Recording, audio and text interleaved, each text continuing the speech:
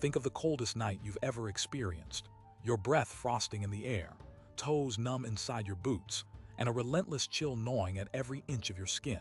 Now imagine being out there, under a sky scattered with stars sharp and silver against the dark, but not just for one night, not for a few hours. Imagine facing nights that plunge to a bone-cracking minus 40 degrees F, deep in the far north, with nothing but your wits to keep you alive. No electric heater humming beside you, no insulated sleeping bags filled with the fluffiest man-made fibers. And get this, no firewood. I mean, how do you survive freezing nights without a single crackling fire? This was everyday life for the Vikings. Yes, those fierce warriors of legend, sailing in their longships, raiding across Europe, yet battling winters so ruthless they'd make a polar bear shiver. So, how on earth did they pull it off? Here's the kicker. This might be the strangest Viking survival trick you've never heard about, and it flips everything you think you know about surviving cold on its head.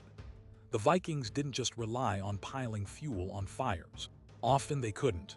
See, in the harshest parts of Scandinavia, trees were scarce or frozen solid, making firewood a precious, often unobtainable commodity. But these Viking families and crews still thrived. They didn't just survive, they flourished. It turns out their secret wasn't just brute toughness or thick wool clothes, but a deeply clever series of low-tech hacks that would make modern survivalists jealous.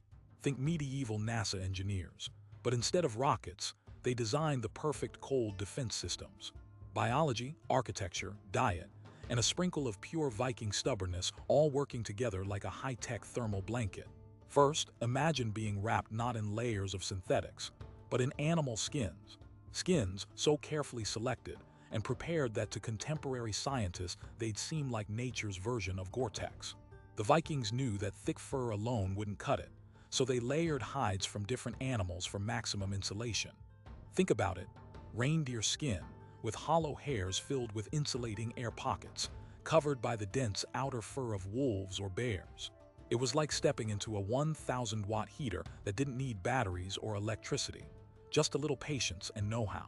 We're talking multiple layers of pelts creating dead air zones, trapping body heat so effectively it could keep a sleeping Viking warm well through the night, even as frost formed on their breath. Modern outdoor gear companies still try to replicate that perfect blend of water resistance and insulation, but the Vikings had it nailed centuries ago, using a raw, sustainable technology that no synthetic could match. But all that warmth would vanish if the Vikings had to sleep directly on frozen ground. So here comes the ingenious part that most people never hear about. Instead of curling up on the cold earth, Vikings built their sleeping platforms several feet off the ground inside their longhouses, sometimes as high as 3 feet. Picture climbing onto a wooden bed that stands above the ground like a stage, lined with thick layers of dried grasses, moss, and more animal pelts. This wasn't just comfort. It was scientific thermal engineering. Rock and soil can suck heat away at a rate that would rival a leaky radiator, but an elevated bed traps warmer air, a thin, cozy bubble of heat generated by your own body. If you've ever experienced a cabin freezing from below, you know this trick well.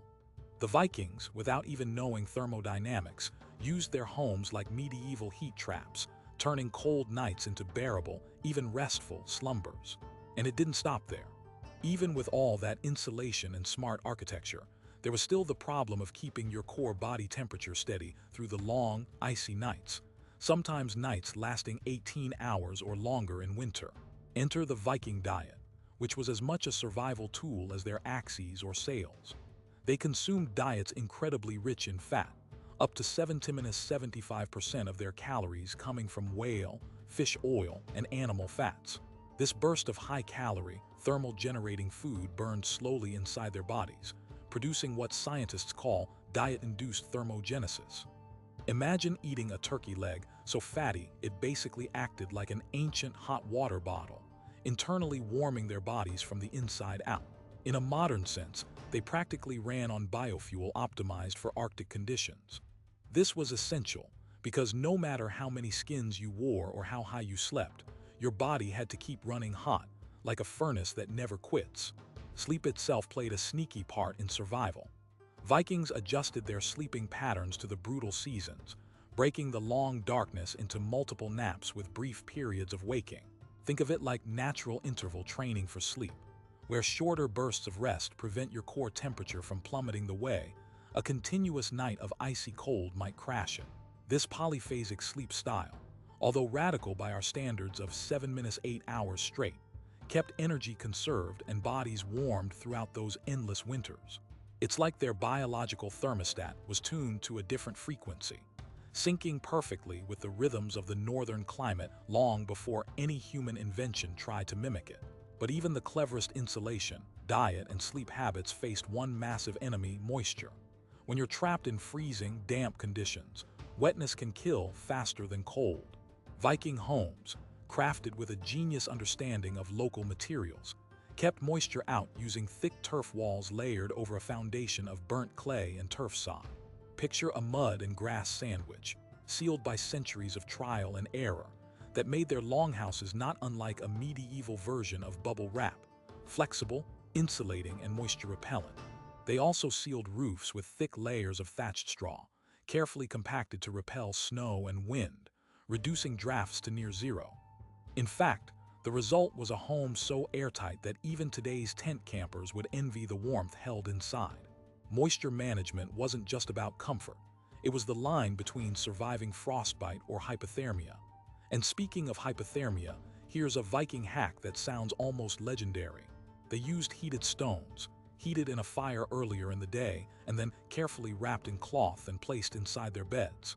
Imagine a prehistoric version of a heating pad, radiating steady warmth through hours of cold. This technique allowed a key burst of heat to mingle into their sleeping spots, counteracting the loss from frigid air and frozen ground below. Modern camping experts still recommend hot water bottles or chemical heat packs for cold nights, but the Vikings crafted durable stone versions rife with cultural ritual and practical magic. The stones themselves, often basalt or granite, have a high heat capacity, meaning they slowly give off stored warmth like a slow-cooked meal in heat form. But why didn't they just carry fire everywhere? Why didn't every Viking longship or home constantly reignite crackling bonfires to stave off the cold? The truth: wood was precious, yes, but smoke was an even bigger problem. Excess smoky fires would fill the longhouse, making it drippy-eyed and the wooden walls prone to damage and rot. Imagine cranking your heater so high your whole house turns into a fog machine. The Vikings needed to breathe, and that meant maintaining a delicate balance of flame without choking themselves. Their solution was separate smoke holes and chimneys, a revolutionary architectural leap in the 9th century, allowing fires to burn outside or contained areas while warm air circulated inside more gently. This clever design cut down smoke but also conserved precious fuel. Finally, the Viking mindset itself became a survival tool. There is countless sagas and oral histories describing how small communities bonded tightly, sharing warmth, food, stories, and decisions that meant life or death. Think of the psychological heat, the laughter, the sister's lullaby, the strong arm next to you in the cold. Human warmth and spirit were just as critical as pelts or fire. The will to survive sparked ingenuity that pushed them beyond mere endurance into thriving amidst the harshest cold imaginable. So when you imagine Vikings braving those brutal -40°F nights with no firewood, picture a symphony of survival skills. From layered animal skins acting like nature's Gore-Tex, raised beds trapping precious body heat, and high-fat diets fueling internal fires, to homes built like bubble wrap and stirred by stones warm from earlier fires. It wasn't just luck, it was centuries of refined wisdom and a refusal to surrender to the cold. And here's where it gets even more fascinating, because there's a next level to their survival story that dives deep into how their ships, their social rituals, and even their legendary helmets played roles in managing cold you wouldn't think possible. But that's a tale for the next part. Hold tight, because the shields aren't laid down yet, and the firewood-free Viking survival saga is just heating up. But here's where the story twists deeper into Viking genius, because surviving those brutal -40°F nights wasn't just about what you wore or how you ate. It was about controlling the very air you breathed. Picture this: the coldest air slicing your lungs, freezing moisture settling on your eyelashes, and the desperate need to keep warm without filling your entire home with choking smoke. The Vikings cracked this with something so subtle, so quietly revolutionary, it might go unnoticed. Ventilation was their hidden heat weapon. Unlike a modern heater blasting heat directly into a room, Viking longhouses were designed with clever airflow channels that trapped warm air near the sleeping areas, while channeling cold drafts along higher roof vents. The thick turf and timber walls, sometimes up to 2 feet thick, acted as not just insulation but natural heat exchangers, absorbing heat during the day and releasing it slowly at night. Imagine breathing in air warmed by the very walls themselves, a natural convection system centuries ahead of its time.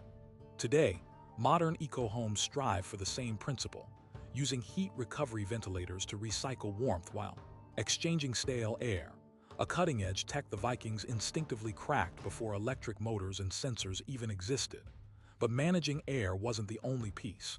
Now, lean in close because the Vikings had a second, almost mythical technique to hold on to heat: communal warmth. It wasn't just about clumping bodies together in a crowded room. It was an evolved strategy based on human biology and social bonds. Imagine a longhouse filled with 24 people, stacked not only in space but in warmth. The body heat from each person, plus animals sheltered inside like sled dogs and goats, created a microclimate inside the house that could hover as high as 50-60 degrees F, despite the Arctic freeze outside. Think of it as a living, breathing radiator. This wasn't chaos or crowded misery, it was precision social heat management. Sleeping arrangements were deliberate. The oldest and youngest, most vulnerable, were tucked in the warmest, highest sleeping benches, protected by layers of pelts and heated stones. The community shared physical closeness and rhythmic breathing patterns that scientists today recognize help synchronize body heat and calm nerves under stress. It's like ancient biohacking, using the warmth of others to physically boost your own chances of survival. No portable heater can replicate the warmth of 100 beating hearts synchronizing in a frostbitten night. But sleep patterns alone don't keep you alive when moisture strikes. Remember that silent enemy: moisture, and specifically frostbite caused by damp skin or clothes. Now here's another Viking masterstroke: waterproofing with animal fat and natural oils. Picture a Viking spreading a layer of seal oil or rendered animal fats over their clothing and exposed skin. A primitive waterproofing that locked out wind and moisture simultaneously. This oily barrier was more than just a shield. It was flexible, breathable, and helped retain heat by preventing evaporation. It's very much like the waterproof membranes inside today's high-end hiking jackets, but made entirely from natural resources. Because in a -40 degrees F storm with wind whipping at 30 miles per hour, damp skin loses heat 25 times faster than dry. This slick layer was their personal thermal armor, giving warriors and families alike the ability to face freezing rains or snow without turning into human icicles. And that's just half the battle, because even the best layers or fat coatings wouldn't stave off freezing fingers without movement. You might think the Vikings huddled motionless, but they actively generated heat through small, constant motions and microwork. Imagine waking yourself slowly several times during the night to rub your hands, shake your toes, flex your muscles beneath the layers. This isn't random fidgeting, it's controlled heat generation. Scientists call it non-shivering thermogenesis, a process where tiny muscle movements and brown fat metabolism combine to create warmth without big energy-draining shivers. Vikings had an almost intuitive sense of how to balance rest and movement in near-zero temps, a natural version of modern warm-up exercises designed for outdoor survival. This rhythmic small motion kept blood flowing, oxygen circulating, and frostbite at bay without burning through precious calories.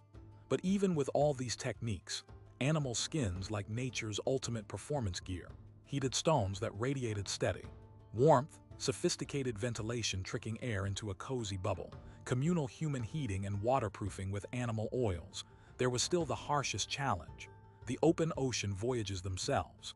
Picture this: a Viking longship slicing through icy waters at dawn, the crew standing shoulder to shoulder on decks slick with frost, winds howling over the bow at nearly 50 mph, and temperatures hovering at -30 degrees F or below, with no logs to fuel a fire, not just because wood was scarce, but because fire on a wooden ship was nearly a death sentence. So how did they stave off hypothermia on those treacherous journeys? Here's the real marvel. The Vikings built their ships with innovation that doubled as thermal protection. The clinker-built planks overlapped like fish scales, sealing the vessel tight against both water and wind. Inside the ship, they stowed thick furs and dried moss not only for cushion, but to insulate the crew's sleeping areas below deck. This created tiny pockets of warmer air, almost like a floating heated cocoon, sealing out cold drafts and ocean spray. Unlike a burning fire that risked setting the ship ablaze, the stored animal pelts and sealed hatches acted like a medieval sleeping bag wrapped inside a vessel. It's similar to how modern insulated survival suits trap air and keep moisture away, but used on a 40-foot wooden ship with no technology except sheer craftsmanship. The Viking ship wasn't just a tool for raiding or trade.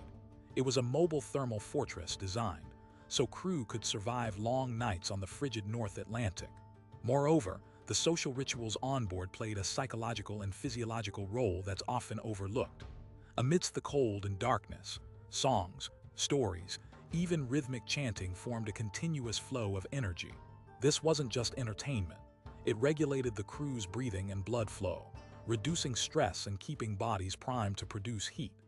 Think of it as group meditation and biofeedback wrapped into a harsh survival strategy. Today, we know how controlled breathing can affect heart rate and body temperature, but Vikings did this instinctively as part of their nightly routine. The warmth was as much emotional as physical, a collective hearth without the flame. So what about those Viking helmets you've heard so much about? As it turns out, the iconic figure of horned helmets is myth, but the real headgear was another thermal miracle. Vikings wore tightly woven wool or linen caps under their metal helmets, layering these with treated animal pelts around the neck and ears. This combination created a heat seal around the head's most vulnerable points, ears, cheeks, and neck, preventing heat loss that otherwise could drop body temperature precipitously. Modern mountaineers trust balaclavas made of multiple materials for this very reason, but Vikings crafted their own before the first synthetic fibers even existed. It's a clear proof that they understood temperature regulation isn't just about covering your body. It's about sealing those critical heat leak zones with precision. Putting it all together, you begin to see that surviving minus 40 degrees F nights with no firewood wasn't about holding onto one secret trick. It was a layered, synergistic system where biology, materials science, architecture, social cohesion, and ritual all played roles in a sophisticated orchestra of survival. Imagine every family, every crew, every longhouse a living laboratory where generations refined tactics that turned the impossible into routine. The Vikings' mastery relied not on luck or brute force, but on deeply embedded adaptation that took the raw northern wilderness and transformed it into home. So next time you complain about winter chill or struggle to keep your heater bills low, consider the Viking blueprint hidden beneath centuries of snow. The power of natural materials tuned perfectly to the environment, by people who faced death from cold nightly, yet found ways to bring warmth not just into their homes, but into their very bones. They embraced a lifestyle where no firewood meant turning inward, layering knowledge and care like the pelts they wore, warming themselves through their own biofuel, their social bonds, and a relentless spirit forged in frost. Every choice the Vikings made came from a fierce will to protect their families, their legacy, and their future against the harshest forces nature could throw. Their survival wasn't magic. It was human resilience, creativity, and a refusal to surrender to the elements. This story reminds us that sometimes true warmth isn't from flames, but from the union of ingenuity, community, and ancient wisdom. So when you think about how Vikings survived those minus 40 degrees F nights, without piles of firewood or modern gear, remember they invented a thermal symphony made of stone, skin, breath, and heart, long before technology even dreamed it possible. It's an enduring testament to the human spirit's capacity to adapt, innovate, and thrive. And that legacy of survival, it still burns hot inside us all, a flame made not of wood, but of unyielding will.